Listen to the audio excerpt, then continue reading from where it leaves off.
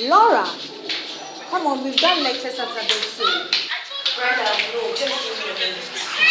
How did you go with the general manager? Not good. And did he? Yep. I'm to give an official statement after the show. He's a real nefarious character, isn't he? Oh, please. He's more of a chihuahua than a bulldog. And this time around, the chihuahua did bite, right? Nah, just a scratch.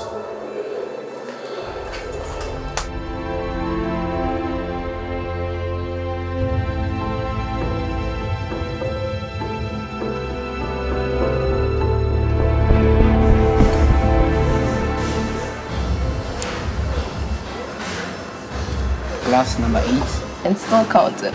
You should drink responsibly. Today, I celebrate irresponsibility. Why?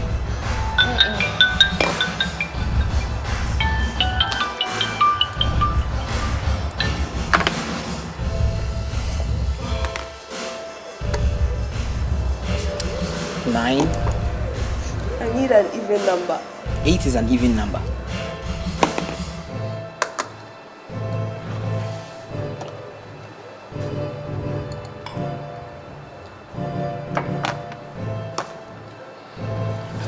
You didn't count for him.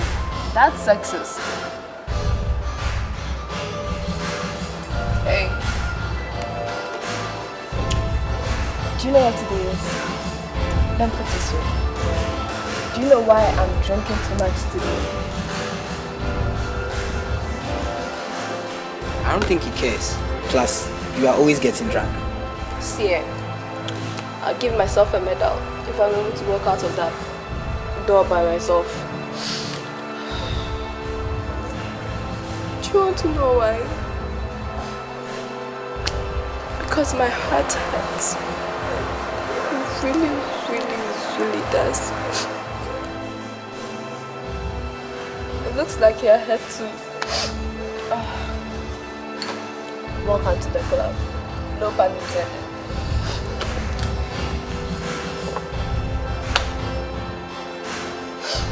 Put it on my gout.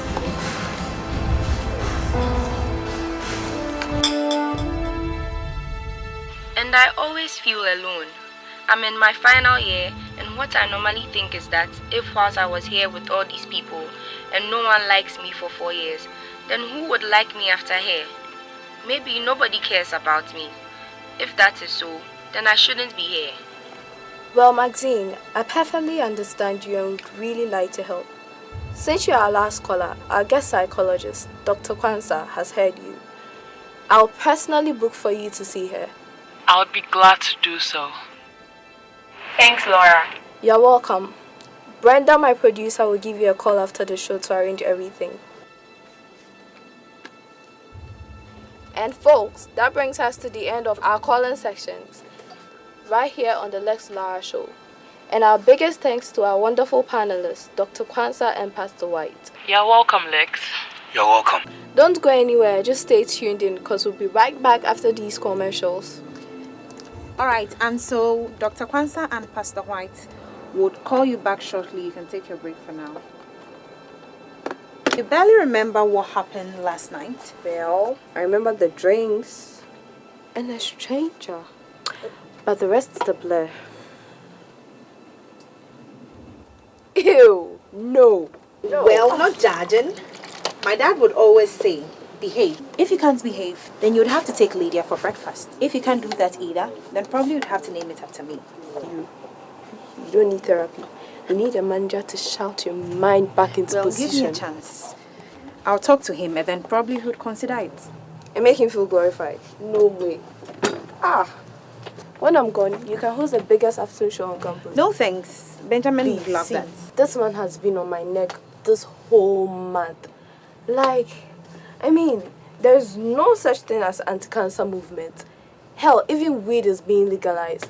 But then there's this whole movement on psychiatry that says it's a scam. And this man is probably the grand wizard or something.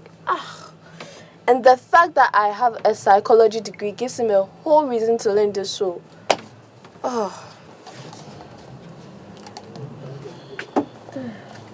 That's some good stuff.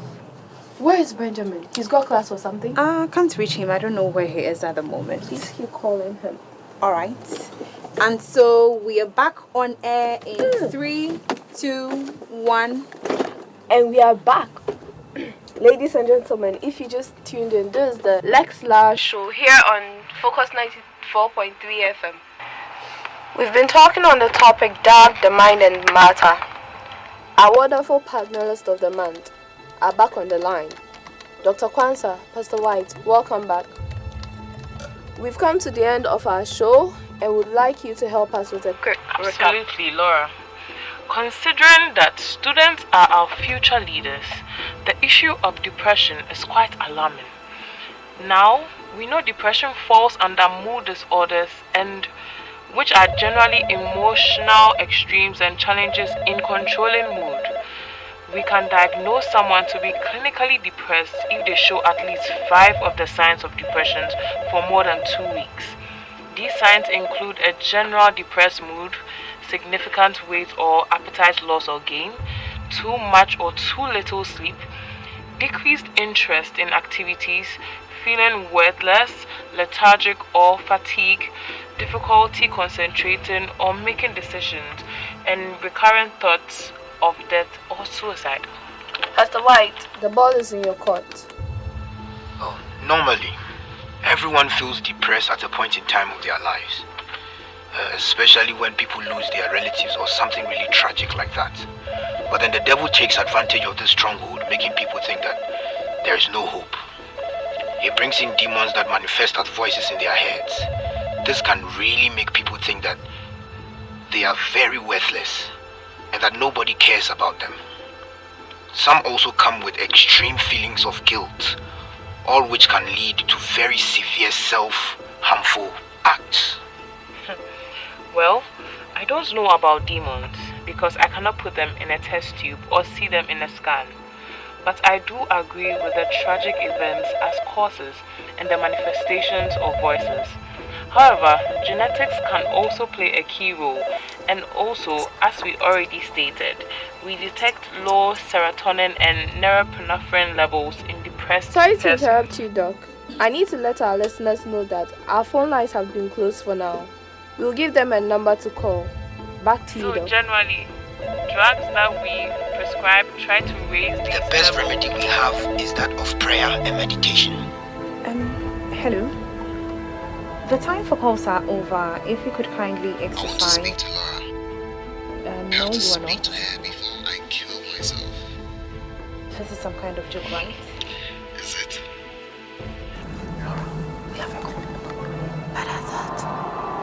Hello?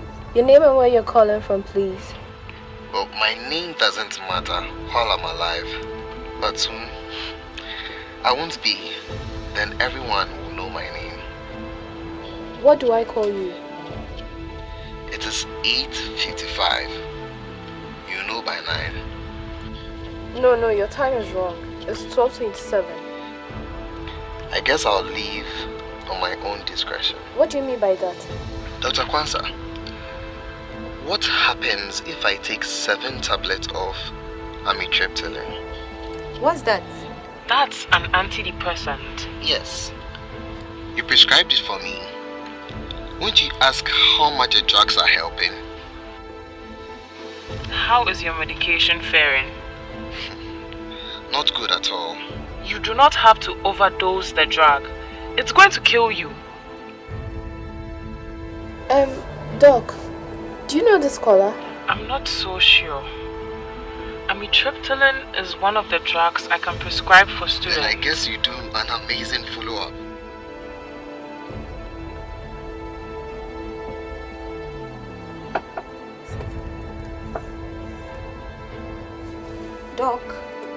Doc, are you there? I presume that if they do not return, then they are fine. You presume? The drug didn't help. And worse, I got hooked to it too.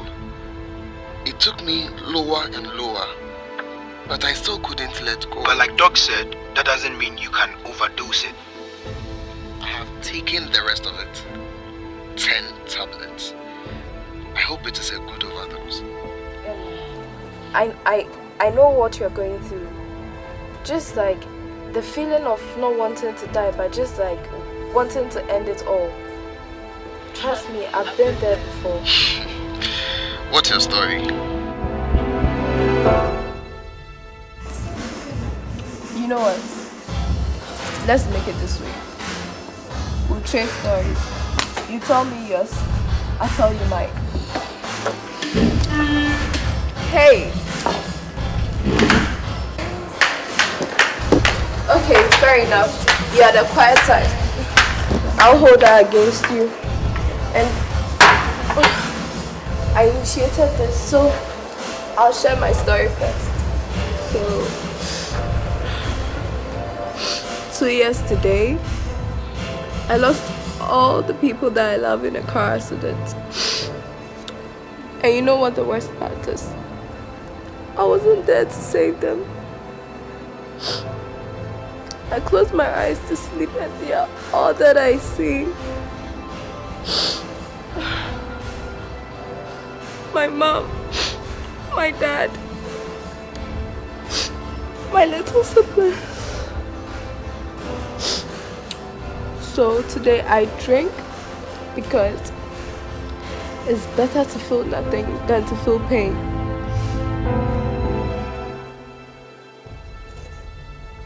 No, I cannot tell my story. No. Laura, I believe that if you also tell your story, maybe you can change. I cannot. Pastor, no, please. Hey, get out! Get out! What drug did they put you on? Sertraline. And did they help? Well, they might not have been right for me. That's what they do. These therapists and psychiatrists, telling us lies upon lies, leaving us worse than they picked us up with their non-social pseudoscience. Hey, we are not liars. Doc, do you think you can do our job? Do you have any idea what we have to endure as therapists? Listening to your stories, sharing in your emotions, vicarious traumatizations. Yeah, it's an actual thing we suffer. So if you think you are the only one on the victim side of the treatment, then think again. We take a risk every day listening to your sad, depressing stories from 9 to 5. But when the therapist is depressed, who do they talk to? So forgive me if the drug didn't work for you. Please don't, calm down. Don't freaking calm me down. You're angry now? Don't. When I die, my blood will be on your hands. If the proven routines don't work for you, down. after all, to you it's all a non-social pseudoscience. You know what? You can't. Now you've heard my story. It's time to share yours too. Hey, that's not fair. I've shared mine. It's time to share yours. Hey! Come on! It's not fair! Hey! Caller on the line. Whoever you are. We can help you, Pastor White and I. If only you just tell us where you are.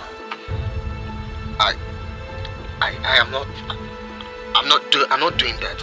I don't need your help. Then why did you call? You need help, my brother. As Moses lifted up the serpent in the wilderness. You want to send a message? What? What message? He's referring to the Bronze Serpent. He wants to be like a beacon for suffering people. And this is the best way? A depressed student is dying on the most popular radio show on campus. Yes, this is the best way. Everyone will get to know. Everyone will finally pay attention to our mental health. Everyone will learn to look out for their mates who are trying to reach out, though they may be drowning underwater. Maybe we all need to learn to love. This is not right. You cannot take your own life. Yet, I have. Jesus loves you and needs you alive. Where was he when all of the bad things were happening to me? When I felt most alone? Right beside you, cheering you on, telling you that you are stronger than your predicament. I couldn't find him. I couldn't find anyone. Story. No.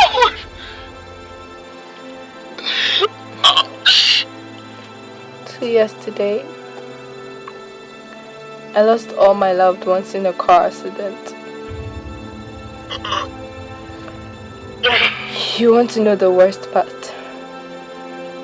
I drove. I caused it.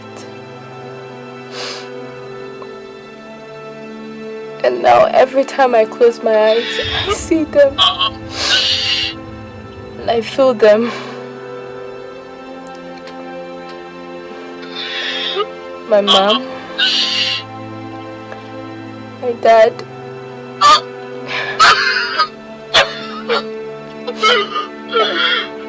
And my little siblings.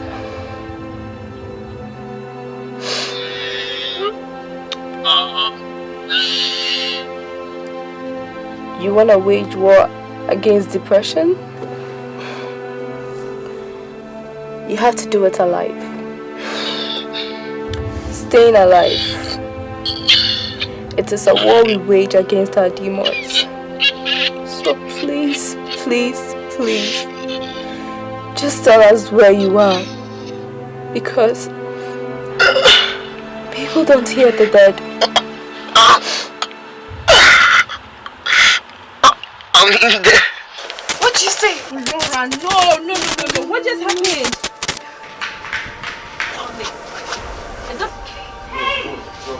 What did you just... Monster, come and get this crazy lady out. Is it working now? Yes, it's on. Please come home.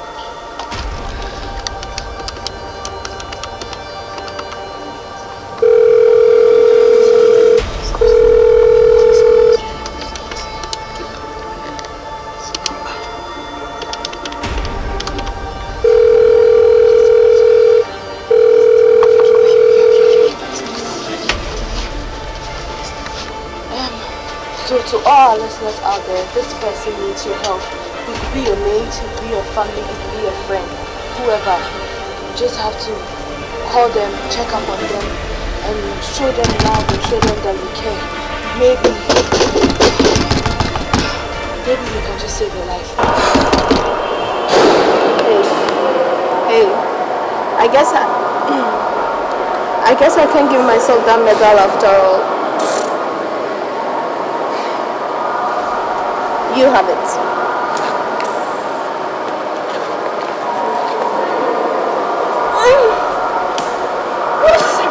What time is it? It's 8:55. You look so familiar. Stop it. Stop.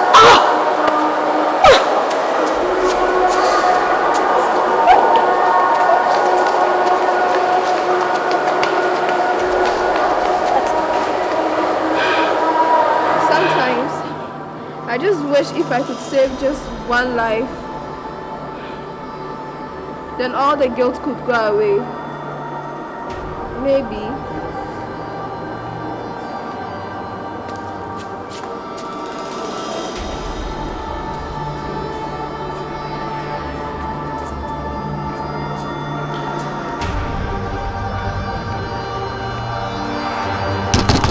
Laura, better open the door. Laura! Becca, please. Laura! For the key. Brenda! Keep it.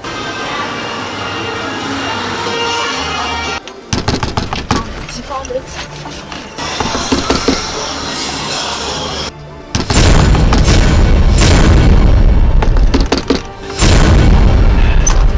It's Benjamin. I'm sure I'll go to the library or something.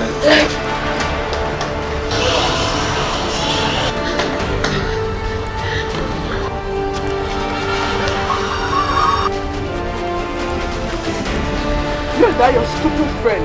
You keep doing everything you want here.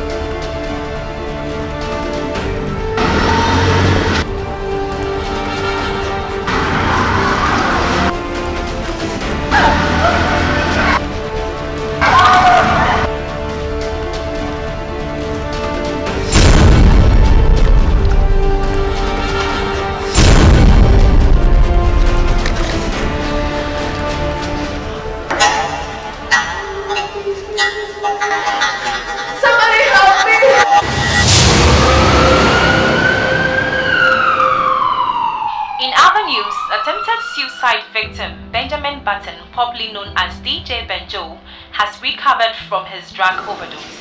Friends and classmates say that his predicament must have been caused by loneliness and a compounding issue concerning his academics.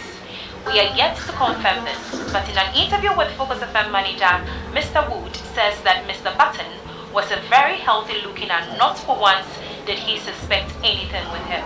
He implored all students to be watchful of their friends and reach out to them always. He also encouraged all students going through situations like this to visit the university counselors as it will go a long way. Hey! How you doing? I'm okay. Alright. Don't you have a show?